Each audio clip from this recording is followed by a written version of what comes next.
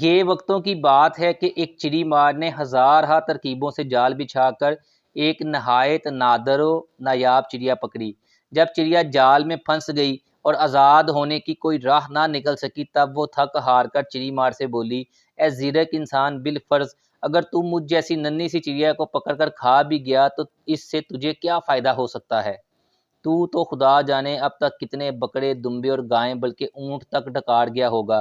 اگر اتنے بڑے بڑے حیوان کھا کر بھی تیری طبیعت سیر نہ ہو پائی تو میرے چھٹانکی بھر گوشت اور نرم ہڈیاں تو داڑھ میں زیرہ ہی ثابت ہوں گی۔ اس لیے تیری دور اندیشی اور حوصلہ مندی کا تقاضا یہی ہے کہ تو مجھے اس حال سے آزاد کر دے۔ چڑی مار بھی موج میں آ گیا، شرارت سے بولا، یہ بتا، اگر میں تیری بات مان کر تجھے آزاد کر دوں تو بھلا میری اس میں کیا بھلائی ہے؟ مجھے اس کے بدلے کیا ملے گا؟ میں نے شبانہ روز محنت سے تجھے پکڑا ہے۔ یہ بھی تو ہو سکتا ہے کہ میں نے تجھے کھانے کے لیے نہیں بلکہ بیچنے کے لیے پکڑا ہو، وہاں سے تو مجھے کچھ نہ کچھ مل ہی جائے گا۔ تو بھلا مجھے کیا دے سکتی ہے؟ چڑیا بڑی دانا تھی، اس نے اندھیرے میں ایک اور تیر چلایا، بولی، مجھے فروخت کر کے آخر تجھے کتنا مال نصیب ہوگا؟ بس 2 4 10 درہم سے بات آگے کیا جائے گی؟ اب بھلا بتا، وہ درہم کتنے دن تیرا ساتھ دیں گے؟ لہٰذا یہ گھاٹے کا سودا دل سے نکال دے اور دھیان سے میری بات سن۔ اگر تو مجھے آزاد کرنے کا احسان کر دے تو اس کے بدلے میں 3 ایسی بے بہا نصیحتیں تیرے گوش گزار کروں گی جن کا پھل تو ساری زندگی کھائے گا، اور تیرے اطمینان کے لیے کہ میں سچ بول رہی ہوں، پہلی نصیحت تو تیرے ہاتھ پر بیٹھے بیٹھے کر دوں گی، دوسری دیوار پر بیٹھ کر کروں گی اور وہ ایسی ہوگی کہ مارے خوشی کے تیرا ڈھیروں خون بھر جائے گا، اور تیسری نصیحت جو اعلیٰ ترین ہوگی، درخت کی اونچی ڈال پر بیٹھ کر کروں گی۔ ان 3 نصیحتوں پر عمل درآمد کر کے تو زمانے میں بڑا نام حاصل کرے گا۔ چڑی مار کچھ دیر شش و پنج کا شکار رہا اور پھر رضامند ہو گیا اور جال ڈھیلا چھوڑ دیا۔ چڑیا نے آؤ دیکھا نہ تاؤ پھدک کر اس کے ہاتھ پر آ بیٹھی اور حسب وعدہ پہلی نصیحت کر ڈالی اور بولی، سن، پہلی نصیحت یہ ہے کہ ایسی بات جو کسی بھی صورت ممکن نہ ہو اور اس کے بارے میں عقل مند سے عقل مند آدمی تجھے مشورہ دے تو اس پر بھروسہ نہ کرنا۔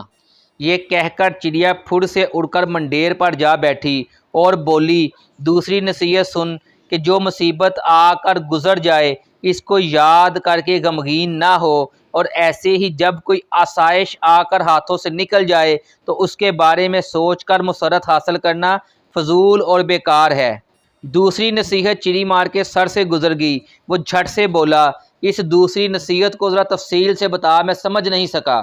چڑیا نے پھدکتے ہوئے جواب دیا، اس وقت میرے پوٹے میں 10 درہم وزن کا ایک بیش قیمت موتی چھپا ہوا ہے جس کی قیمت دنیا میں کوئی اندازہ نہیں کر سکتا۔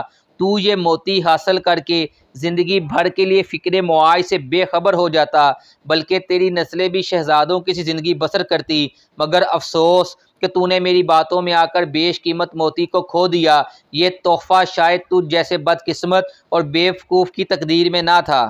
یہ سننا تھا کہ چڑی مار یوں دھارے مار مار کر رونے لگا جیسے اس کا کوئی عزیز مر گیا ہو، بار بار ٹھنڈی آہیں بھرتا، سینہ کوبی کرتا اور فریاد کرتا، ہائے میں تو تباہ ہو گیا، میں اس چلاک چڑیا کی باتوں میں کیوں آ گیا، اسے کیوں آزاد کر دیا، وہ بھی کیسی منحوس گھڑی تھی جب میں نے جال ڈھیلا چھوڑا اور ایسی نایاب چڑیا کو اپنے ہاتھوں سے گنوا دیا۔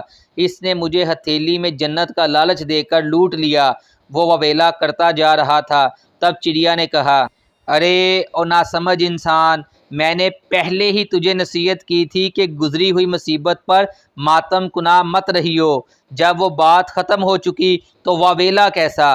لگتا ہے تو نے میری نصیحتوں کو اپنے بہرا پن یا لالچ کی جلد بازی میں پوری طرح نہیں سنا۔ میں نے تجھے کہا تھا کہ خواہ تیرے سامنے کوئی بھی ناممکن بات کو ممکن کر دکھانے کا دعویٰ کرے تو اس پر کان مت دھرنا ورنہ گمراہ ہو جائے گا۔ ذرا عقل سے کام لے، سوچ تو صحیح، مجھ ننھی سی جان کا کل وزن ملا کر بھی 3 درہم کے وزن سے زیادہ نہیں، بھلا 10 درہم وزن کا موتی میرے ننھے سے پوٹے میں کیوں کر آ سکتا ہے؟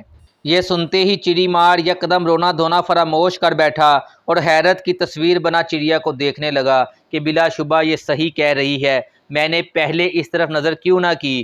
بولا، اے نازک وجود چڑیا، اب براہ مہربانی وہ تیسری نصیحت بھی مجھ پر آشکار کر دے جس کا تو نے مجھ سے وعدہ کیا تھا۔ چڑیا نے کہا، خوب کہا رے نہ سمجھ، تو نے میری پچھلی 2 نصیحتوں کو کون سا پلو سے باندھ لیا؟ جو تیسری نصیحت کا خواستگار ہے وہ اعلیٰ ترین نصیحت تجھ جیسے بے دماغ انسان کے لیے نہیں ہے۔ یہ کہہ کر خوشی سے چہچہاتی جنگل کو روانہ ہو گئی۔ اس حکایت سے یہ بات عقل میں آتی ہے کہ وہ فائدہ جو آپ کو اپنے زیادہ قریب نظر آ رہا ہو، اس کو اس فائدے پر قربان کرنا عقل مندی نہیں جو وعدوں وعید کی مرہون منت ہو۔ آج کل وہ زمانہ ہے کہ کسی کے مشوروں پر اندھا دھند اعتبار کر لینا بیوقوفی ہے۔ پہلے اسے اپنے نفع نقصان کے تناظر میں پرکھیں، پھر اس مشورے کو اگر قابل عمل سمجھے تو اس پر عمل کریں۔ دوسری بات جو اس حکایت سے سمجھ میں آتی ہے وہ یہ ہے کہ کسی بھی نصیحت کو ہمیشہ کان کھول کر اور دماغ کی کھڑکیاں وا کر کے سننا چاہیے۔ جلد بازی کا ہر کام شیطان کا ہوتا ہے، حقیقت کتنی تلخ کیوں نہ ہو، خیالی حلووں سے بہرحال بہتر ہوتی ہے۔